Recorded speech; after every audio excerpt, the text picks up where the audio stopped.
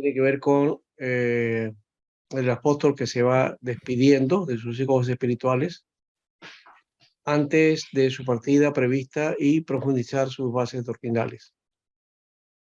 Aquí escribe él, dice: amados, esta es la segunda epístola que os escribo, y en estas dos epístolas estimulo con exhortación vuestro limpio entendimiento para que recordéis las palabras que antes han sido dichas por los santos profetas y el mandamiento del Señor y Salvador declarado por vuestros apóstoles.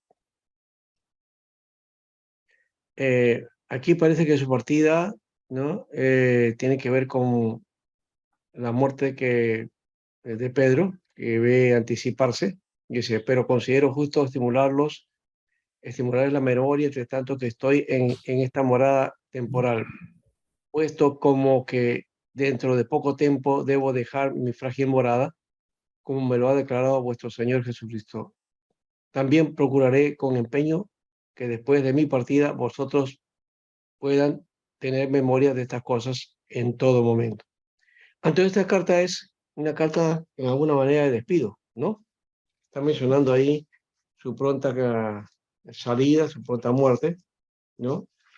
Y lo dice porque él mismo menciona que el Señor se lo ha declarado, ¿no?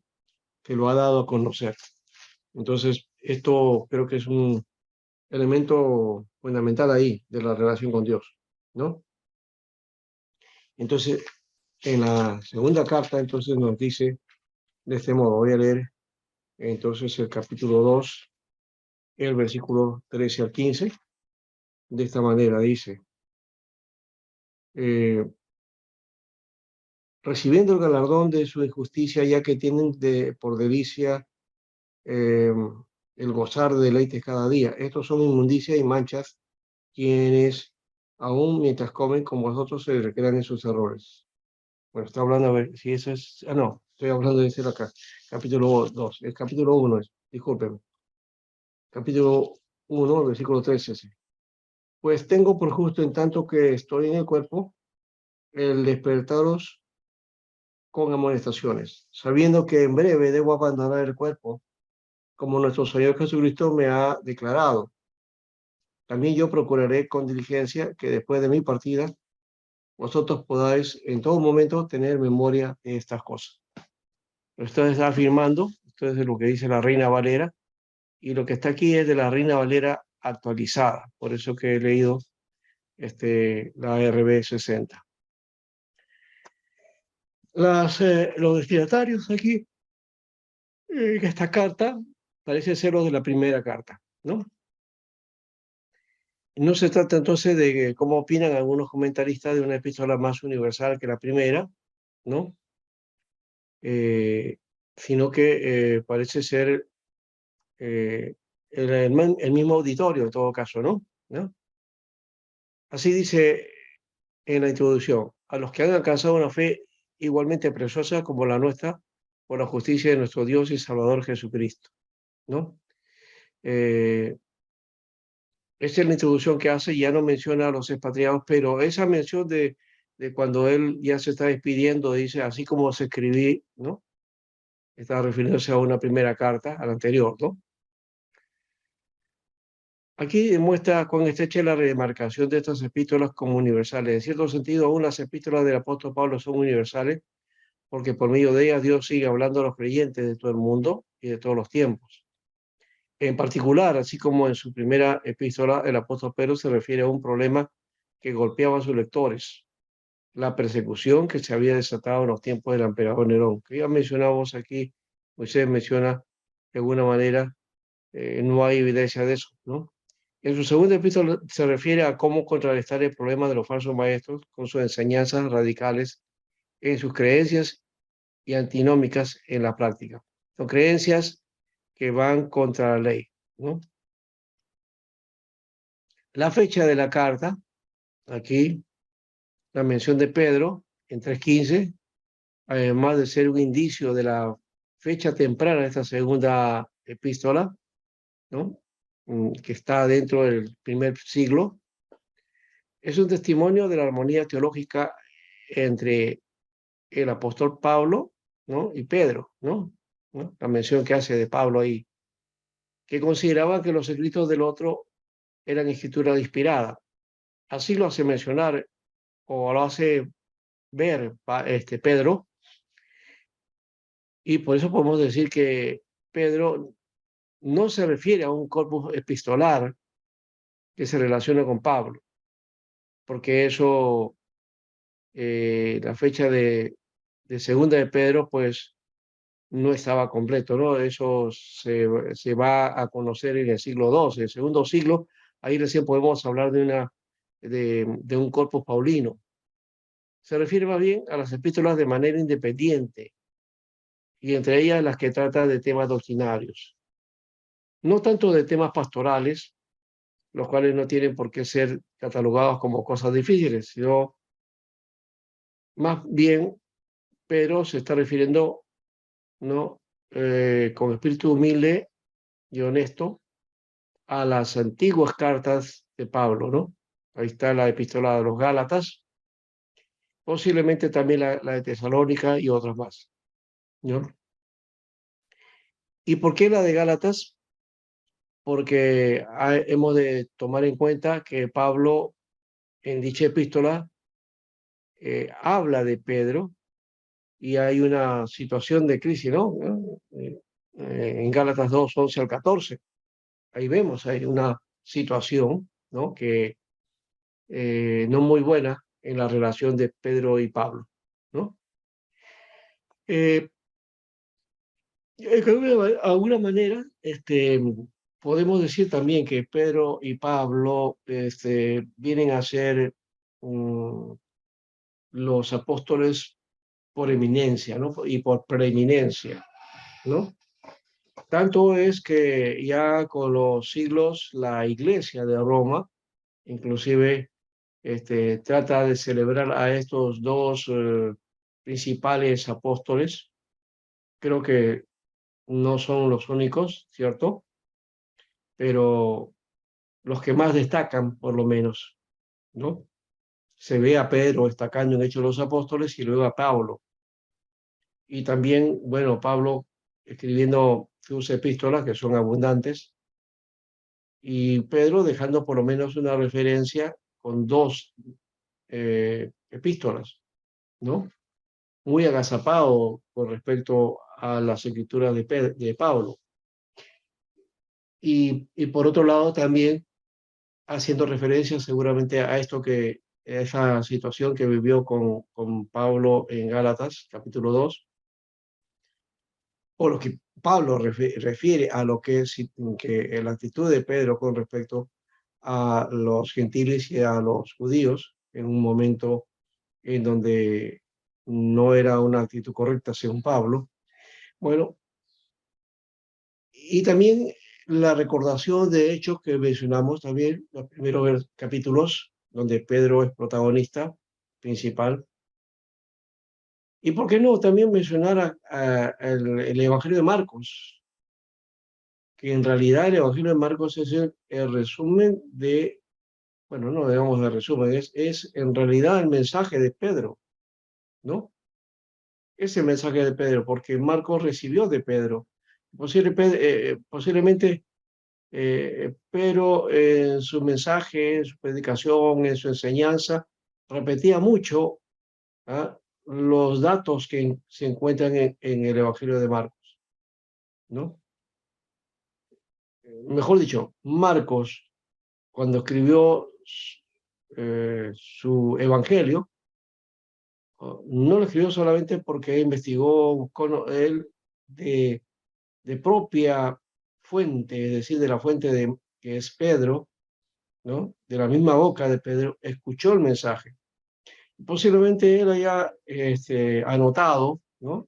Todo esto que Pedro explicaba y enseñaba, y esto lo ayudó luego a componer y a estructurar su evangelio, ¿no? Así que el evangelio de Marcos podemos llamarle también el evangelio de Pedro, ¿no? Es el evangelio que predicó Pedro, que enseñó Pedro, ¿no? Y que lo escribe Marcos. Bien. Eso creo que también es bueno a recordar en esa relación, ¿no?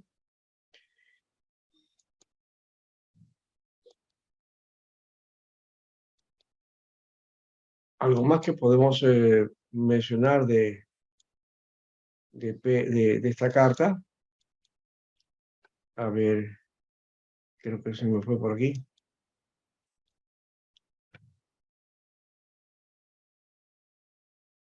Este bosquejo, vamos a plantearle acá también para que ustedes lo vean y quiero que también lo enfoquen y le tomen foto también si desea. Segunda de Pedro, ahí está un bosquejo simple, salutación, capítulo 1, 1 al 12.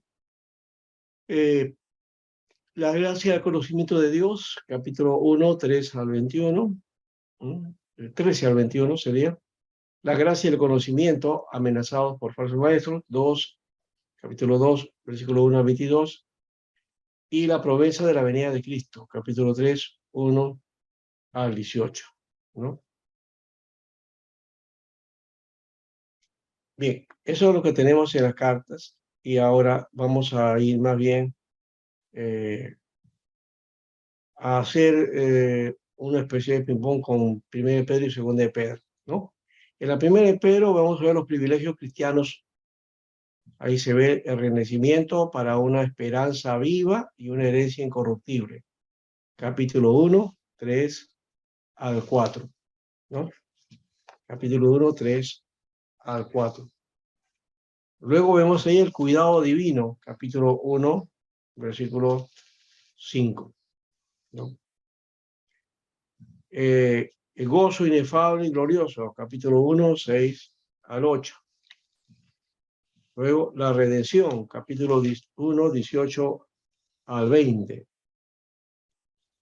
Luego también el incorporarse al templo de Dios y al sacerdocio santo, capítulo 2, versículo 5. Y pertenencia a un linaje escogido, al pueblo de Dios, capítulo 2, versículo 9 al 10. Bien, entonces desde el capítulo 1 hasta el versículo, perdón, desde el capítulo 1, versículo 3 hasta el capítulo 2, versículo 10, entonces tenemos todos estos temas que hemos mencionado. Son los privilegios, entonces, del cristiano, ¿no? Acá dice, por ejemplo, acercaos a él, no, vamos a ver acá, desde del 1.3, el 1.3.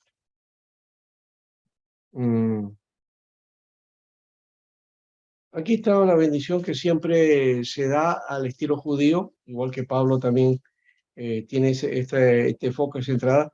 Bendito el Dios y Padre de nuestro Señor Jesucristo, ¿no? Baruch atah Adonai, ¿no? Que según su grande misericordia nos hizo renacer para una esperanza viva por la resurrección de Jesucristo de los muertos. Ahí está, entonces, el renacimiento, el renacimiento. Eso, el renacer, está hablando del nuevo nacimiento, ¿no? Pero está hablando en el sentido de renacer. Básicamente, nosotros hemos nacido, ¿no? Una primera vez, y cuando habla de volver a nacer, entonces se llama renacimiento, ¿no? Eso es lo que entendían, por ejemplo, nuestros hermanos de la IEP, ¿no?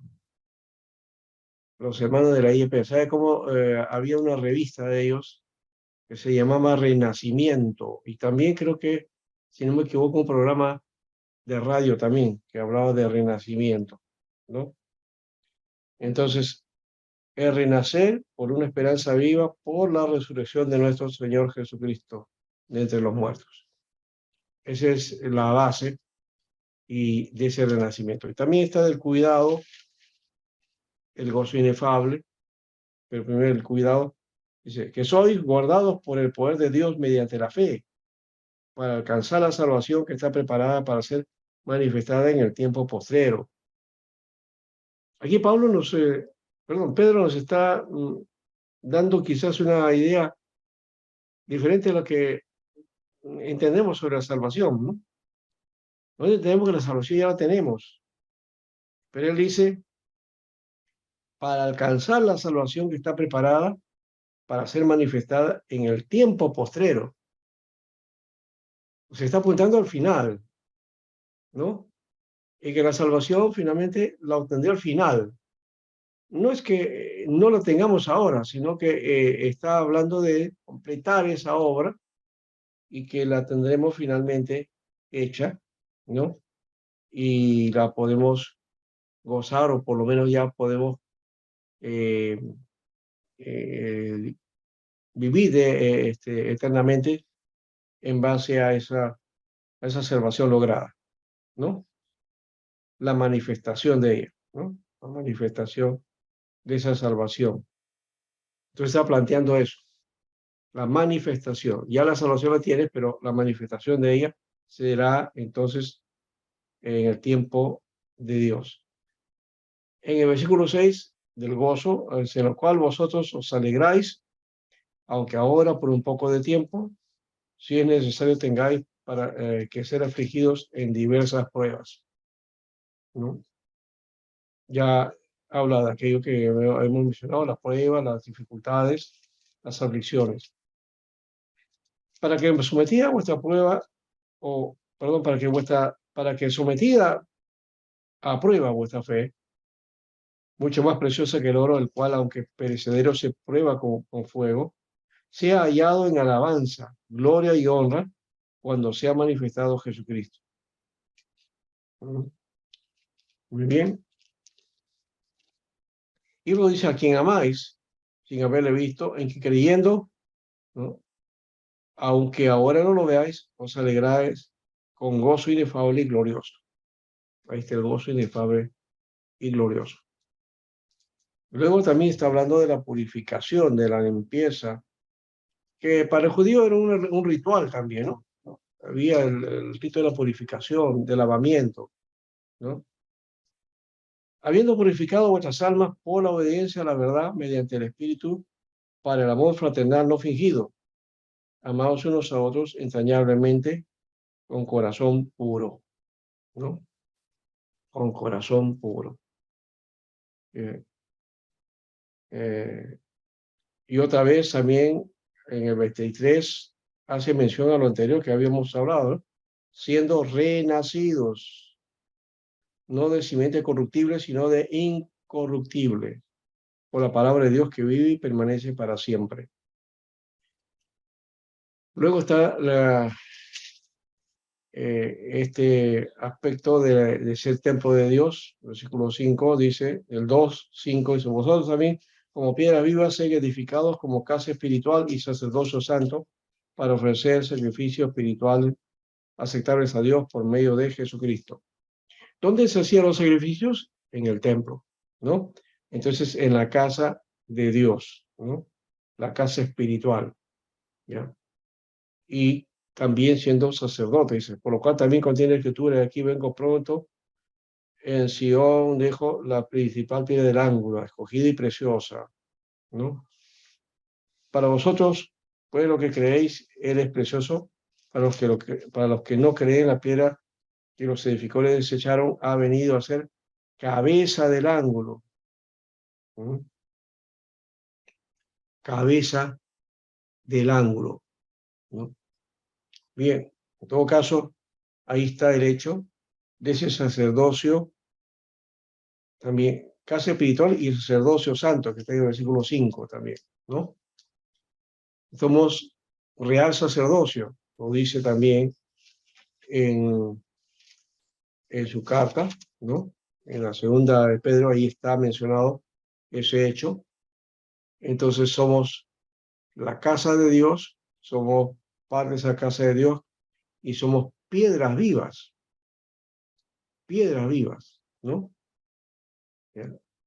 Y un sacerdocio dedicado a Dios, ¿no? Un sacerdocio santo. Y pertenecemos a un linaje escogido, que es el pueblo de Dios, ¿no? Ya lo he leído en parte, acá está. Dice, mas vosotros sois linaje escogido, real sacerdocio, nación santa, pueblo adquirido por Dios, para que anunciéis las virtudes de aquel que os llamó de las tinieblas a su luz admirable, ¿no? Entonces, somos linaje de Dios, el real sacerdocio, una nación santa y un pueblo de Dios, ¿no? El pueblo de Dios. Bueno, esos son los aspectos de los privilegios que nos pone acá.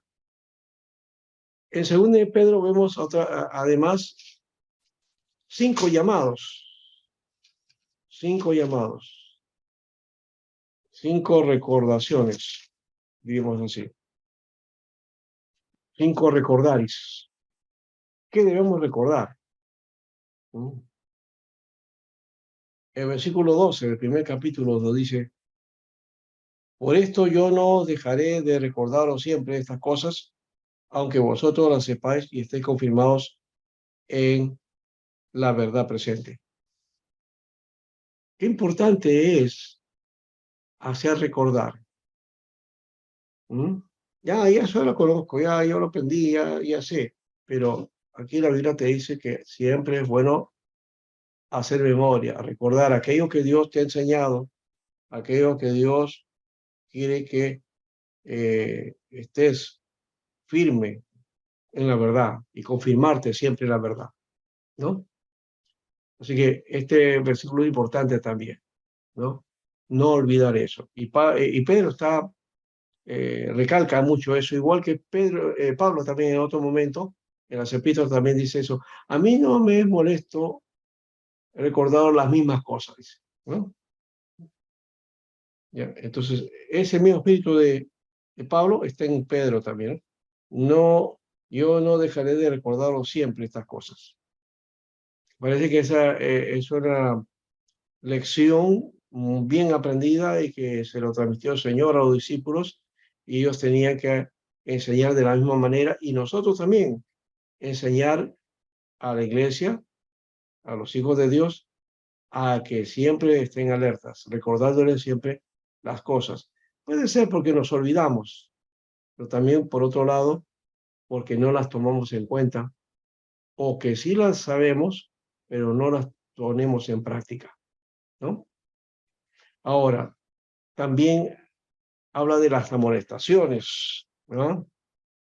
Las amonestaciones. Versículo 13. Pues tengo por justo en tanto que estoy en el cuerpo el despertaros con amonestaciones. Despertar con amonestaciones. O sea, parece que en algún momento de la vida uno puede estar un poco así, bueno, porque somos seres humanos, ¿no?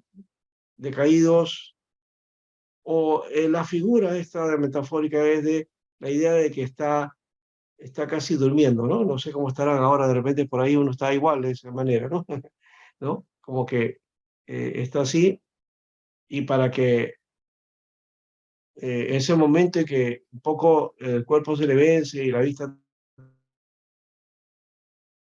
también, entonces dice, despierte, ¿no? Los voy a despertar con amonestaciones, ¿no? O sea, los voy a hacer estremecer de alguna manera, esa es la idea, ¿no? Ya, cuando tú ves a alguien que está así, hey, un momento, te estás durmiendo, ¿no? ¿Ah? Estás durmiendo, abre los ojos, ¿no? Despéjate. Bueno, ahí están las amonestaciones, ¿no? De hecho, no estoy diciendo a ninguno ahora aquí, por si acaso. Si alguno se está durmiendo, ya es otra cosa. ¿No? Pero espero que estén todos atentos y participando también, ¿no? Espero que sea así. ¿Sí? Bueno, por lo menos aquí veo a Pablo, a Idea, a César, a Leoncio, están aquí. Los demás, ah, Max está en foto, En espíritu, pastor. en espíritu. Alexis por ahí ya tomó ya la ruta, ¿no? Muy bien.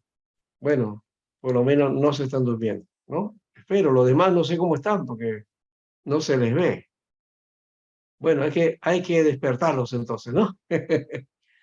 Ah, no sé cómo decía el pastor una vez, creo que cuando estábamos en el STEC, algunos se quedaban un poquito dormidos, ¿no? Entonces decía, agarra y a su compañero de costado, agarre, trate de despertarlo, ¿no? ¿No? Un peñisco, alguna señal ahí para prenderlo de nuevo. Muy bien. A ver, ¿alguien está con el micrófono abierto, por favor? Ya. Tercero, entonces, procurar con diligencia, aún después de mi partida, que en todo momento tenga memoria de estas cosas. Versículo 15, el 1 al 15 de Segunda de Pedro, también es un llamado a rememorar las cosas, tener memoria de las cosas que hemos aprendido. ¿Mm?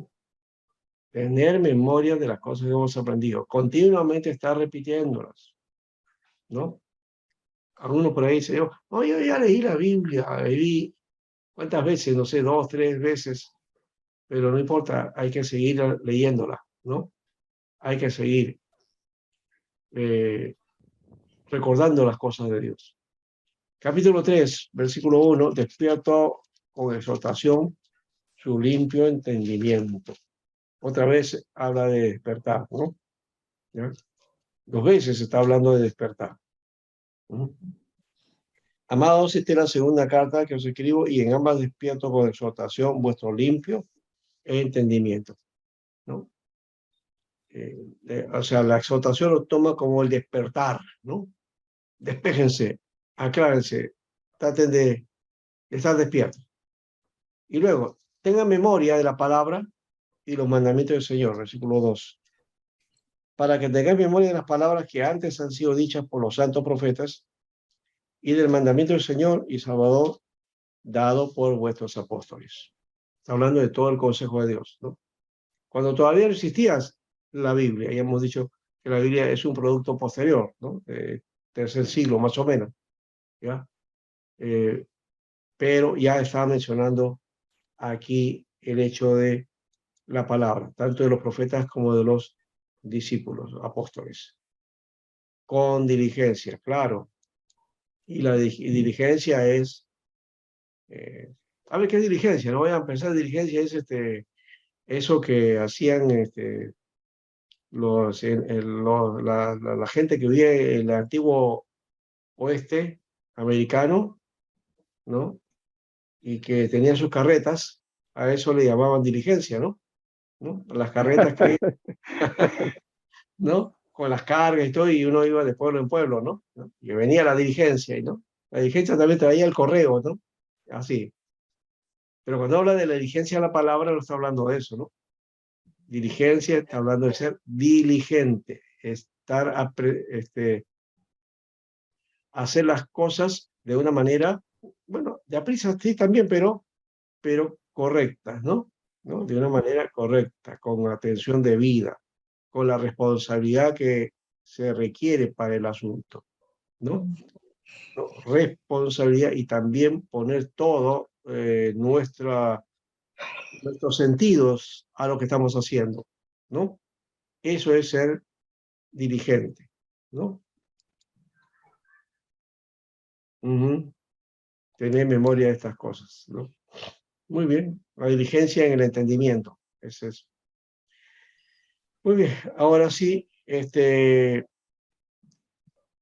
las inquietudes de Pedro en su segunda carta, acá encontramos que él menciona la palabra justo y justicia 10 veces, ¿no? Está en el 1.1, 1.3, el 2, 5 al 8 y el 9, el 15, el 21 y después el 3, versículo 13. En cuanto a conocimiento, entendimiento, ¿no? Conocimiento, entendimiento, ¿qué más? Bueno, son los derivados que puedan tener ahí, ¿no? 17 veces. Capítulo 1, versículo 2, 3, 5, 6, 8, 12, 14, 16, 20. Ahora, capítulo 2, versículo 9, 20, 21. Y capítulo 3, versículo 3, 16, 17 y 18. ¿No? Entonces, son 17 veces que ahí aparece la palabra conocimiento o entendimiento, ¿no? Por ejemplo, encuentro aquí de esta manera, dice, gracia y paz sean multiplicadas en el conocimiento de Dios y de nuestro Señor Jesucristo. Ahí habla de conocimiento. Luego dice, como todas las cosas que pertenecen a la vida y la piedad nos han sido dadas por su divino poder, mediante el conocimiento de aquel que nos llamó por su gloria y excelencia. Otra vez habla de conocimiento ahí. De paso, el versículo 3, ahí aparece lo que llaman a unos la naturaleza divina, ¿no? En el creyente, la naturaleza divina en el creyente, lo que se debe manifestar como parte de la naturaleza divina, ¿no? Porque somos participantes de la naturaleza divina, ¿ya? Y con diligencia añadir, ¿no? ¿Qué es lo que tenemos que añadir ahí? Bueno, ¿qué más hay aquí? Versículo 5. Otra vez conocimiento, a la virtud conocimiento, ¿no? Algo más, el versículo 6 también nos dice conocimiento. Al conocimiento, dominio propio. Luego, versículo 8 dice, si estas cosas están en vosotros y abundáis, no os dejarán estar ociosos ni sin fruto en cuanto al conocimiento de nuestro Señor Jesucristo. Miren, en un capítulo, ¿cuántas veces repite conocimiento, ¿no? Bien. Jesucristo como Salvador también, Señor y Maestro. Esto también abunda, ¿no? Son 16 veces, ¿no? Capítulo 1, 2, 8, 11, 14, 16, ¿no? Son 2, 4, 6 versículos del capítulo 1. El 2, versículo 1, 9, 11, 20. Y el capítulo 3, versículo 2, 9, 8, 9, 10, 15, 18. Otros 6 versículos aquí, y aquí creo que es más. Acá hay 1, ahí hay 2, 3, 4, 5, sí, acá está, hasta aquí llega, ¿no? 1, 2, 3, 4, 5, 6. Son 6 y también 6 en capítulo 3. 16 veces. Y piedad son 5 veces. Piedad. Piedad en hebreo, en griego es eusebeia. Eusebia. De ahí viene la palabra Eusebio, ¿no? Eusebio, ¿no? Y esta piedad en contraste también con la impiedad, ¿no? Vamos a ver si tiene la misma palabra. A ver.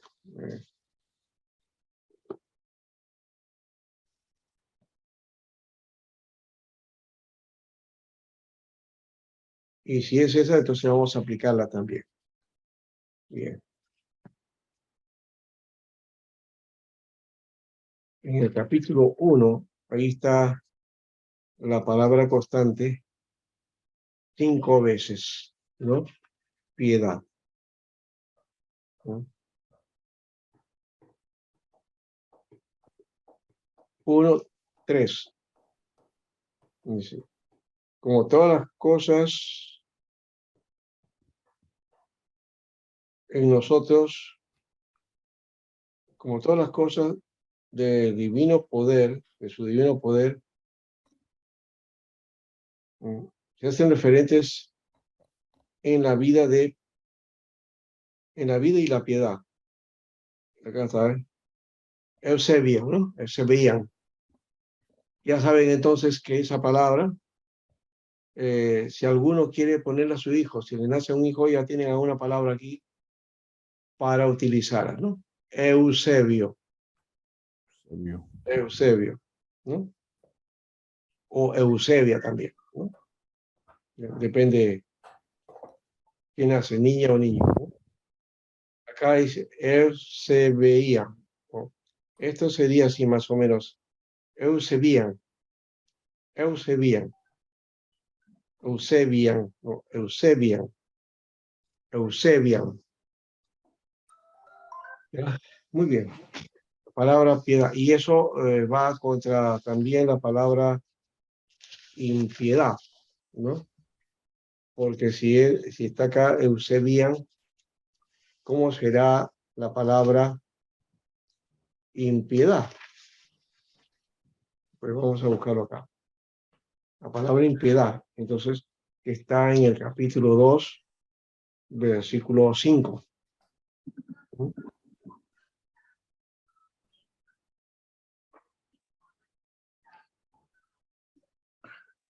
Y dice, y del antiguo mundo no tuvo consideración, sino que al octavo Noé, ¿no? Noé, sí. El octavo Noé, porque eran 7 personas, dice, ¿no? Hijo eh, de justicia fue proclamador y fue guardado del diluvio sobre el mundo de los impíos. Aquí aparece la palabra Asebón, Asebón, impío. Un Asebón es un impío. O sea, la palabra Asebón es impíos. Asebón. Y la evidencia que tenemos de la tradición temprana dice que Pedro fue ejecutado por las autoridades romanas durante el reino del emperador Nerón. Así que está muy bien esa palabra, pero por favor. Está ofreciendo un reto final, que los seguidores de Jesús deben ser personas. Acá está otra vez. Impíos. En el versículo 6. Aquí aparece Asebín.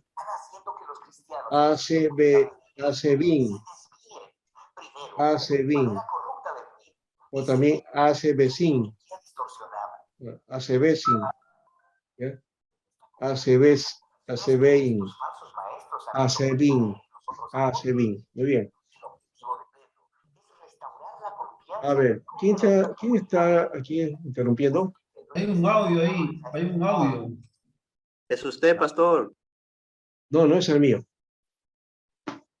Ya pasó. Ya pasó. Bueno, hasta ahí tenemos este documento, ¿ya? Y estaba pensando en hacer uso de estos libros también. Acá hay unos libros sobre escritos juaninos y cartas católicas, ¿no? Y también tengo otro por aquí, que es el de, bueno, hasta los hebreos y cartas católicas, porque ese material es bastante denso. Y este es otro de estudio bíblico, que es muy interesante también, bueno, ¿no? Acá habla de las cartas católicas, dice, ¿no?